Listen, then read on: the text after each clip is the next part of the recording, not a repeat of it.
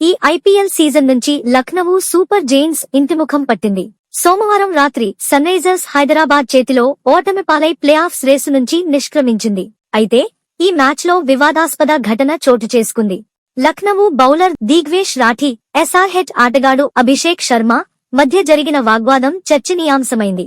దీనిపై తాజాగా హైదరాబాద్ బ్యాటర్ స్పందించాడు. గేమ్ పూర్తయిన తర్వాత అతడితో దిగ్వేష్ తో మాట్లాడా. ఇప్పుడంతా సద్దుమణిగింది. సవ్యంగానే ఉంది. మేం కూల్ అయ్యాం.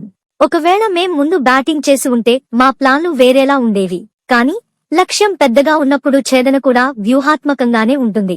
పవర్ ప్లేలో ఎక్కువ పరుగులు చేయాలనే అనుకున్నాం. అందుకోసం నేను దూకుడుగా ఆడక తప్పలేదు అని అభిషేక్ తెలిపాడు. ఇక మ్యాచ్ అనంతరం వీరిద్దరూ షేక్ హ్యాండ్ ఇచ్చుకున్నారు. అసలేం జరిగిందంటే ఈ సీజన్ ఆరంభం నుంచి తన సంబరాలతో వివాదాల్లో చిక్కుకుంటూనే ఉన్నాడు స్పిన్నర్ దిగ్వేష్ రాఠీ. ఇప్పటికే పలుమార్లు భారీగా జరిమానా కూడా కట్టాడు. అయినా కూడా అతడు ఆ సంబరాలను ఆపలేదు.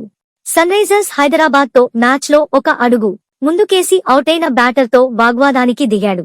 మెరుపు షాట్లతో విరుచుకుపడి ఆరంభంలోనే లక్నవూకు మ్యాచ్ను దూరం చేసిన అభిషేక్ శర్మను 8వ ఓవర్లో దిగ్వేష్ అవుట్ చేసి తన శైలిలో నోట్బుక్ సంబరాలు కూడా చేసుకోవడం మొదలు పెట్టాడు.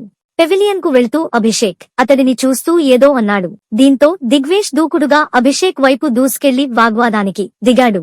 అంపైర్ సర్ది చెప్పి అభిషేకన్ను బయటకు పంపించాడు.